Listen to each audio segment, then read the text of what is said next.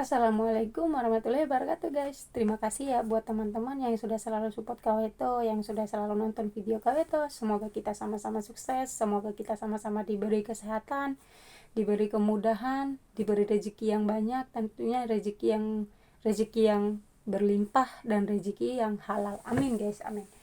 Hari ini tuh Kaweto ingin membahas ada nih salah satu PMI lagi.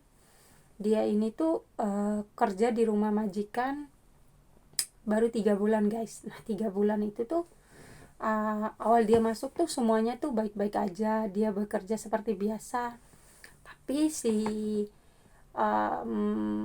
majikannya juga dua-duanya baik-baik lah ya. Yang perempuannya juga baik, yang lakinya tuh lebih baik lagi gitu. uh, Selama 1 bulan dia bekerja itu belum ada apa-apa sih guys, seperti biasa dia ngepel rumah lah, cuci kamar mandi, belanja-belanja, masak-masak. Tapi si majikan laki ini tuh selalu nanya-nanya, kamu kamu kalau libur tuh pergi kemana, gitu-gitulah majikannya. Tapi si PMI itu nggak pernah menaruh curiga apa-apa majikan ini tuh gimana-gimana, karena kan biasalah mungkin majikan nanya-nanya itu kan hal yang biasa gitu. Tapi mulai dia itu si majikan lakinya ini tuh setiap dia masak tuh dia nih selalu masuk dapur dan selalu buka laci. Tahu kan kalau kalau apa sih, kalau kamar kalau dapur apartemen kan kecil dia kan, jadi kan kalau kalau tempat cuci laci-laci gitu kan pasti deket kita kompornya sama laci itu kan, kompor di atas, laci kan di bawah. Nah si majikan laki ini tuh selalu masuk dapur, selalu beralasan ambil ambil sumpit lah, ambil sendok lah, ambil garpu kayak gitu-gitu. Tapi dia ini tuh selalu selalu nyenggol pantatnya si PMI ini guys. Awalnya tuh si PMI ini tuh nggak curiga, oh mungkin dia nggak sengaja gitu. Tapi kok selama 2 bulan masuk ke 2 bulan tuh gitu terus guys. Loh kok gini sih gitu, dia tuh udah mulai ngerasa nggak nyaman gitu, nggak nyaman sama majikan ini gitu. Kok nggak sengaja kok setiap hari gitu nyenggol nyenggol pantatnya dia gitu gitulah. Nah setelah itu uh, setiap dia mau istirahat itu si majikan laki ini selalu ketuk-ketuk pintu PMI ini, selalu aku nih selalu minta makan malam guys, selalu minta makan malam. Padahal ada istrinya kan, dia bisa masak sendiri kan. Kalau udah jamnya istirahat kan dia tuh kan nggak boleh manggil-manggil ART-nya ke PMI kan. Kalau udah jam istirahat itu kan nggak boleh gitu, memang udah jadwalnya jam istirahat ya, majikan tuh nggak boleh manggil-manggil lagi gitu. Kecuali kayak kita yang merawat orang tua gini ya memang harus dicek gitu. Tapi kalau yang untuk bersih-bersih yang nggak ada anak-anak gitu sih, nggak ada kerjaan yang nggak boleh dipanggil-panggil gitulah. Awal-awalnya tuh PMI ini ya yang kerjain aja gitu, disuruh masak ya ikutin apa maunya dia ini. Ternyata ya dia tuh belum ngeh kan. Ternyata kan PMI ini kan kalau udah masuk kamar kan otomatis kita kan pakainya kan baju tidur, tapi bukan baju tidur yang terbuka, baju tidur yang tangannya panjang, yang celananya tuh panjang gitu. Ternyata si majikan lakinya ini tuh selalu suruh masak itu sesudah dia udah ganti baju, udah mau tidur guys. Ternyata dia tuh perhatiin ya dia pakai baju tidur itu. Nah setelah dia ngeh itu, dia denger majikannya itu ngomong, kan dia lagi masak tuh duduk di dekat TV itu, dia lagi sambil nonton TV kan. Terus dia tuh ngomong dia ngomong seksi gitulah. Dia kirain tuh dia ngomong ke majikan perempuannya, ternyata dia ngomong seksi itu ke PMI ini. Padahal bajunya tuh nggak seksi guys, baju tidur yang panjang gitu dan tertutup lah gitu. Memang si majikan lakinya ini memang otaknya agak-agak nggak benar sih. Nah setelah itu Setelah dia kasih makan itu ditawarin, kamu mau juga enggak, gitulah. Tapi si PMI itu, enggak lah, aku enggak mau makan, aku enggak suka makan malam, aku enggak mau gemuk gitu. Oh ternyata gitu ya, makanya kamu seksi. Dia tuh langsung ngomong gitu di depan si PMI ini guys. Nah dia tuh mulai nggak nyaman tuh selama 2 bulan itu, dia tuh ngomong kayak gitu. Dan akhirnya dia tuh diam aja, nggak ngomong, nggak apa namanya, udah ngerasa bahwa ini, oh ini tuh majikan laki tuh udah nggak benar nih, gitulah. Nah si majikan laki ini ternyata nggak kerja guys, yang kerja tuh cuman istrinya. Si majikan laki ini di rumah terus. Dan akhirnya si majikan laki ini tuh apa namanya, kalau pergi belanja tuh harus pergi berdua sama dia, apa-apa tuh harus berdua gitu sama si dia gitu. Maunya PMI ini kan, ya ngapain sih harus pergi sama kamu gitu kan, saya bisa pergi sendiri kalau hanya beli makanan apa-apa ini kan, saya tahu tempat pasar itu di mana gitu kan, sudah diajarin sama majikan perempuan kan. Nah setelah itu dia tuh selalu mau pergi ikut-ikut. Muncaknya itu setelah 2 bulan, 2 bulan setengah, malam hari si majikan laki ini, istrinya itu pergi ke Cina, karena istrinya ini kan orang Cina. Nah yang laki-laki ini orang Hong Kong guys gitu. Nah istrinya ini pergi ke Cina, si PMI-nya ini tuh lagi apa, dipanggil lagi seperti biasa, dimasakin gitu lagi. Istrinya sudah ke Cina. Dan ternyata guys, si PMI ini lagi masak, ternyata majikan laki itu putar video.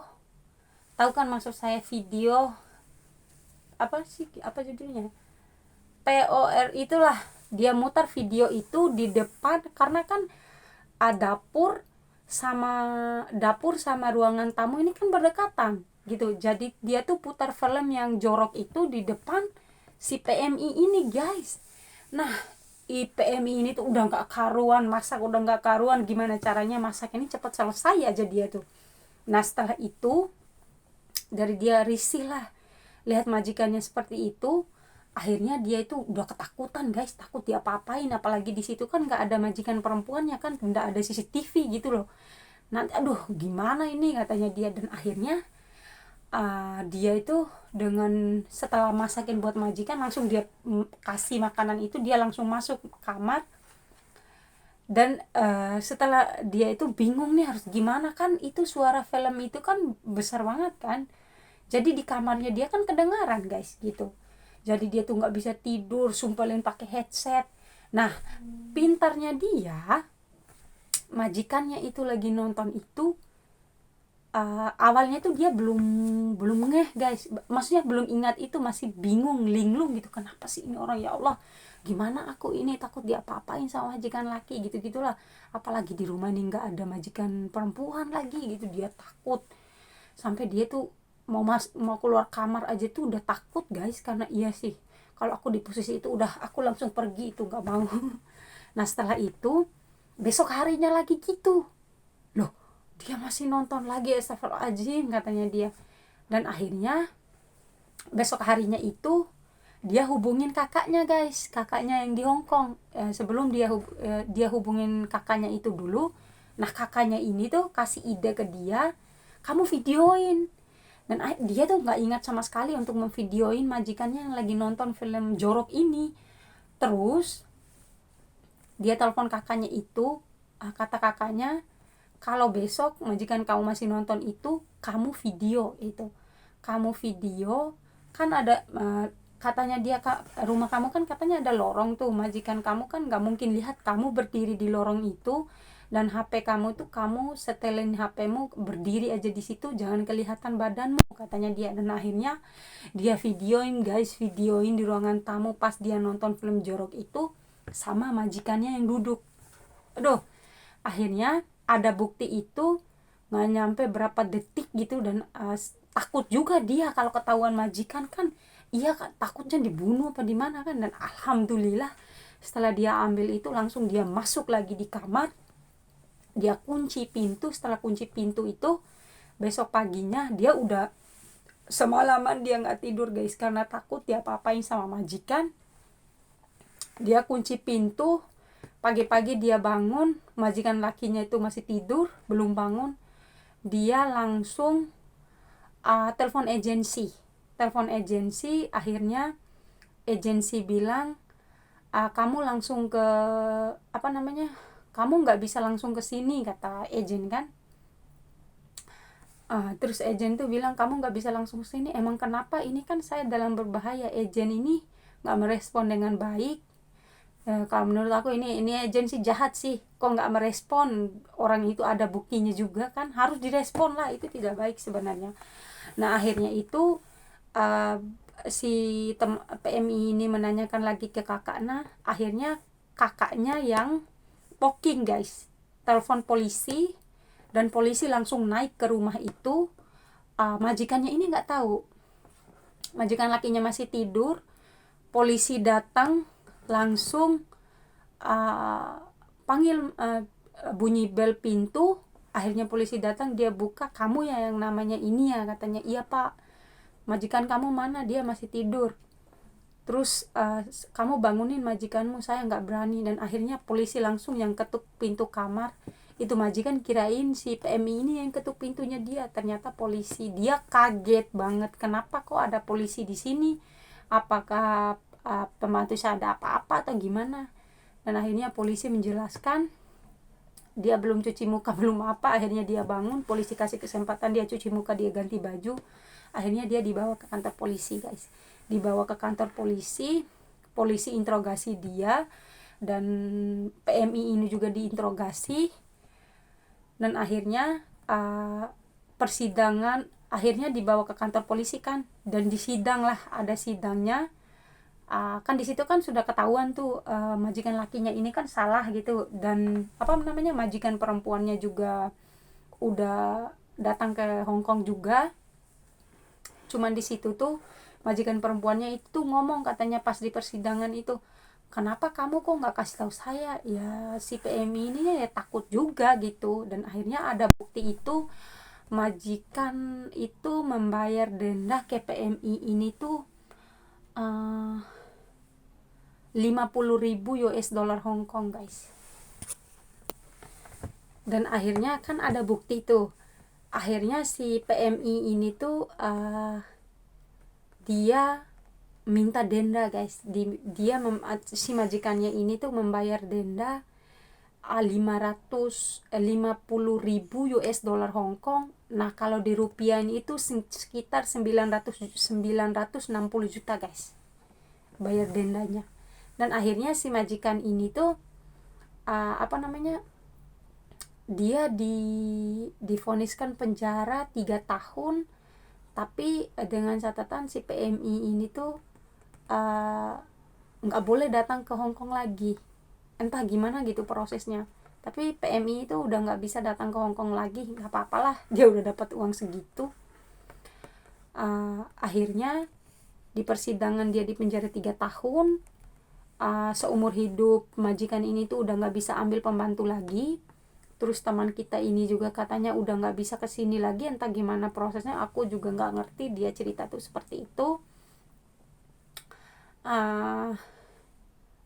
Pelajarannya di sini tuh ya, buat teman-teman yang ketika ada di situasi seperti itu, carilah momen-momen yang bisa ambil video kayak gitu. Videoin aja, kalau ada video kan ada bukti, itu udah nggak perlu dijelasin apa-apa lagi, ada bukti, kita pasti menang gitu. Dan PMI ini juga tuh dibantu sama organisasi juga guys, dibantu sama KJRI juga. Alhamdulillah banget ya lah. Semoga kita yang bekerja dimanapun berada, yang perempuan, semoga selalu dijaga oleh Allah, dijauhkan dari hal-hal yang seperti itu. Alhamdulillah PMI itu tidak diapa-apain juga, karena udah cepat ketahuan ya. Alhamdulillah dijaga oleh Allah, dan semoga kita semua selalu dijauhkan dari hal-hal itu. Semoga sharingnya KWT sehari ini bermanfaat buat teman-teman. Wabillahi taufiq wal hidayah. Wassalamualaikum warahmatullahi wabarakatuh. Bye. See you next video. Jangan lupa like, comment, and subscribe.